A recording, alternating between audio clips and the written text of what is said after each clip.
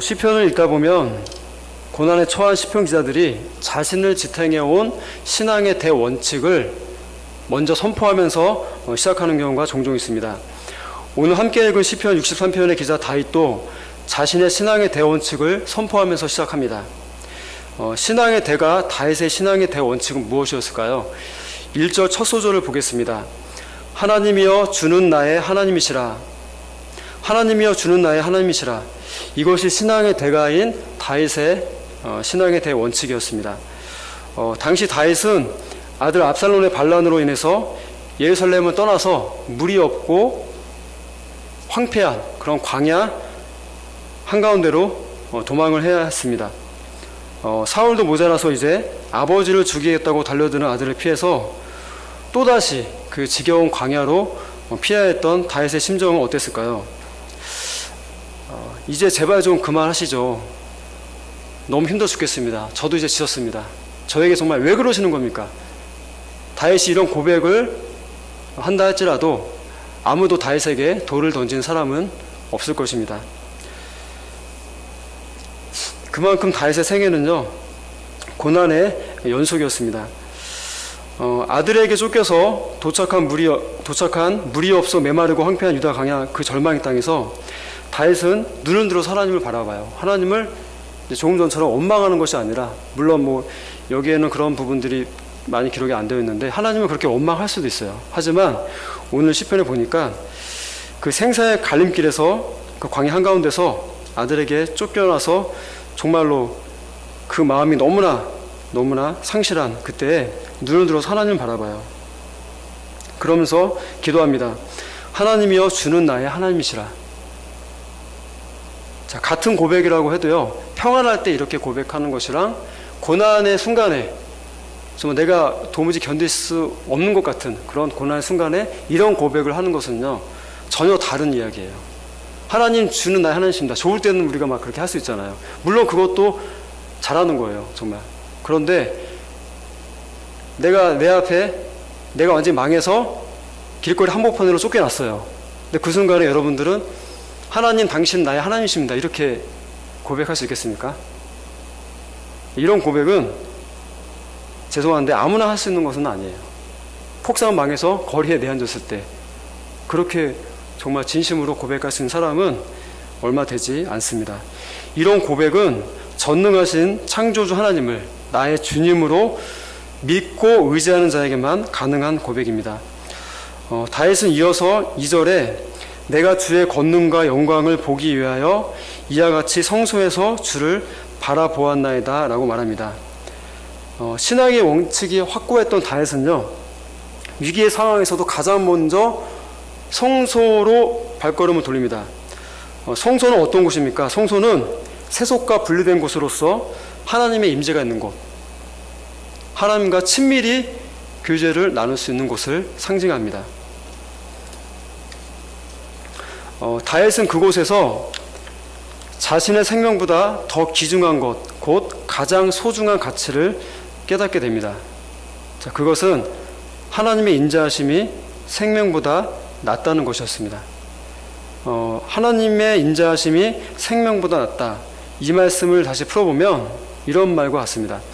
하나님의 한결같은 사랑은 그분을 신뢰하는 이에게 언제나 좋게 하십니다. 이런 고백과 같아요. 다윗이 이 깨달음을 성소에서 얻었다는 것은 매우 중요한 의미를 지니고 있습니다. 왜냐하면 하나님께서는요, 성소, 하나님과 집중적으로 또 지속적으로 교제하는 그 시간을 통해서 그 경건한 그 시간을 통해서 하나님의 인자하심은 생명보다 낫습니다. 이런 놀라운 그런 깨달음들을 얻게 하시기 때문이에요. 그러니까 그냥 신앙생활 해서는 이런 고백을 할 수가 없어요. 더군다나 절체절명의 그 상황 가운데서도 하나님께서 지금 내게 베푸신 인자하심이 생명보다 낫습니다. 이런 고백은 그냥저냥 신앙생활에서는 얻을 수 있는 고백이 아니에요. 성소에서 하나님과 지속적으로 교제하는 그런 경건의 삶이 습관이 되어 있는 사람에게만 깨닫게 해주시는 그런 놀라운 고백인 것입니다. 주의 인자하심이 생명보다 낫다는 것을 깨달은 다윗은요, 이어서 찬양과 예배의 형태로 나타납니다. 3절과 4절이 바로 그 고백입니다. 주의 인자하심이 생명보다 나음으로 내 입술이 주를 찬양할 것이라. 이러므로 나의 평생에 주를 송축하며 주의 이름으로 말미암아 나의 손을 들리이다. 이 찬양도 있죠. 이것을 가지고 찬양으로 만든 찬양도 있습니다. 너무 이제 정말 좋은 찬양인데요. 참된 신앙인은 고난 가운데서도 경건 생활을 멈추지 않습니다. 어떤 분들은 고난이 다가오면 처음에는 하나님 막 간절히 찾고 의지를 해요. 그런데 이내 인내가 부족해서 하나님의 도우심을 끝까지 신뢰하지 못합니다. 그래서 본인이 먼저 나가 떨어지죠. 자, 그리고 나서는 도리어 하나님을 더 멀리하고 신앙생활을 더 소홀히 하게 되는 경우를 우리는 볼 수가 있습니다. 굉장히 그런 분들을 보면 좀 안타깝죠. 조금만 더 인내했더라면 너무나 좋은 은혜가 있었을 텐데, 너무나 좋은 결과가 있었을 텐데, 그런 분들을 저는 주변에서 많이 봤어요. 그래서 그분이 그 신앙만 지켰다면, 그 어려운 그때에 조금만 더 견뎠다면 얼마나 좋았을까, 그 집안이. 근데 그 한 분이 인내하지 못해서 그 집안이 풍지박살나는 그런 일들을 저는 가장 가까이에서 두 가정을 봤어요. 두 가정. 제가 있던 교회에서. 자, 굉장히 그런 분들 보면 안타깝습니다. 그러나 다윗을 보십시오. 다윗은 왕으로 기름 부음을 받고 20대에 들어서자마자 약 10년간 사울에게 핍박을 받고 쫓겨다닙니다. 자, 말이 10년이죠. 10년이라는 세월을 진짜 집도 없이 거처도 없이 광야하고 들이고 산으로 막 유리하면서 때론 동굴에서도 생활하고, 노년에는 아들에게까지 목숨을 이어받고 쫓기면서, 그러면서도 다윗은 오히려 하나님을 더욱 의지하고 또 하나님을 앙모하였습니다. 비록 원수에게 쫓기는 신세였지만 다윗을 향한 하나님의 선하심과 인자하심이 영원하던 것을 깨달았어요. 다윗은 끝까지 믿었습니다. 그래서 그 와중에서도 입을 열어서 하나님을 경배하고 찬양하는 것을 멈추지 않을 수 있었던 것입니다. 다윗의 예배는 성소뿐만 아니라 그의 모든 삶 속에서도 계속해서 이어졌어요. 6절을 보면 그것을 알 수 있습니다. 6절을 한번 보십시오. 내가 나의 침상에서 주를 기억하며 새벽에 주의 말씀을 작은 소리로 읊조릴 때에 하오리니. 내가 나의 침상에서 주를 기억하며 새벽에 주의 말씀을 작은 소리로 읊조릴 때에 하오리니. 여기서 침상은 일상의 장소를 이야기해요. 일상의 장소. 그리고 새벽은 일상의 시간을 대표하는 그런 시상을 가리킵니다. 침상과 새벽, 이것은 우리가 매일매일 맞이하고 또 우리가 생활하는 곳입니다.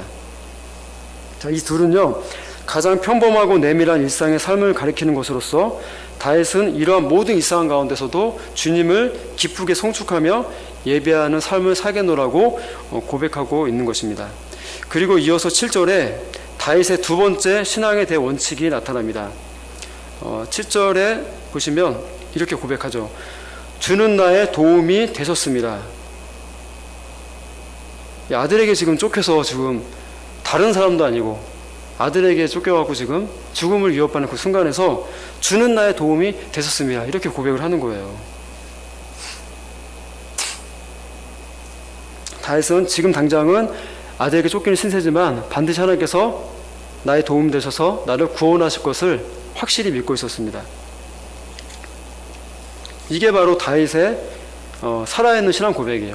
다윗이 다른 사람과 다른 그런 신앙 고백입니다.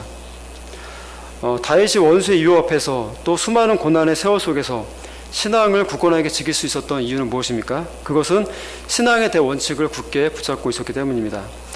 첫 번째죠. 하나님이여 당신은 나의 하나님이십니다. 다윗의 첫 번째 신앙의 대원칙. 창조주 하나님, 이 우주를 창조하시고 다스리시는 그 주관자 하나님이 저의 하나님이십니다.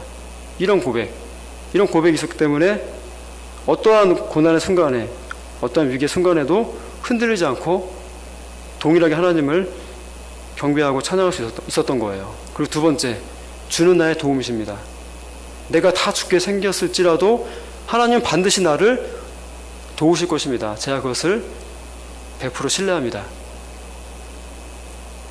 이러한 신앙의 대원칙을 굳게 붙잡을 수 있었기 때문에 다윗은 언제나 원수들 앞에서도 또 하나님께 또 영광을 돌릴 수가 있었던 것입니다. 기약 없이 쫓기는 신세가 되었을 때도, 수많은 원수들이 칼을 들고 달려들 때도 다윗은 변함없이 하나님을 신뢰하였으며 하나님을 갈망하고 앙모했습니다.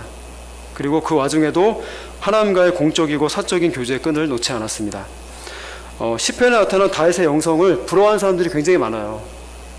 아마 여기 계신 분도 나도 다윗처럼 순전하게 하나님을 찬양했으면 좋겠다, 하나님을 섬겼으면 좋겠다, 나도 정말 다윗처럼 춤을 추면서 내 바지가 내려가는 것도 모르고 정말 부끄러워하지 아니하고 하나님을 찬양할 만큼 그렇게 하나님을 기쁘게 찬양하는 예배자가 됐으면 좋겠다. 아마 그런 갈망과 그런 이제 사모함이 아마 다들 있으실 거예요.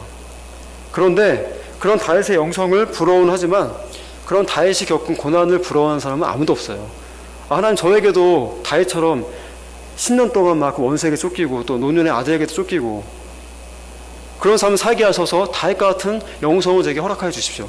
이런 사람은 아무도 없어요. 아무도 없다는 거예요.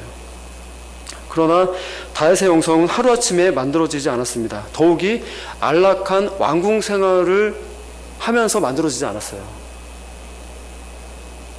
오직 다윗의 영성은 생사를 넘나드는 숱한 고난의 세월 속에서 만들어졌습니다. 고난이 닥쳤을 때 그 사람의 진면모가 드러난다고 하죠. 고난을 어떻게 바라보며 또 어떻게 이겨내는가를 통해서 그 사람의 진정한 신앙의 면모가 나타납니다. 평온할 때 내 가정이 평탄하고 자녀에게 아무런 문제가 없어요. 직장도 잘 나갑니다. 직장이 잘 나가고 사업도 잘 돼요. 그럴 때는 정말 기쁘게 하나님을 찬양할 수 있어요. 그런데 고난이 다가오고 위기가 다가오면 마치 하나님을 믿지 않은 사람처럼 확 변해요. 우리는 그럴 때 정말 저 사람이 하나님의 자녀구나, 신앙의 사람이구나, 신앙의 어떤 그런 정도로 우리가 또 볼 수가 있어요. 평가하고 판단하면 안 되는데 자연스럽게 그런 것들이 우리 눈에 들어오게 됩니다. 나 역시도 마찬가지예요. 우리 역시도 그런 위기의 순간에 신앙인으로 살지 못하면 그런 미성숙한 모습들, 그죠? 마치 하나님을 믿지 않는 것 같은, 하나님을 신뢰하지 않는 것 같은 그런 모습들이 다 드러나게 되어 있다는 것이에요.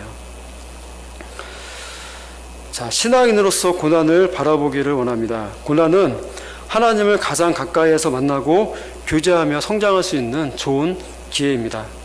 고난의 때에 다윗처럼 주의 인자하심이 생명보다 나음으로 내 입술이 주를 찬양할 것이라, 이렇게 고백할 수 있는 그런 저와 여러분 되시기를 간절히 소망합니다.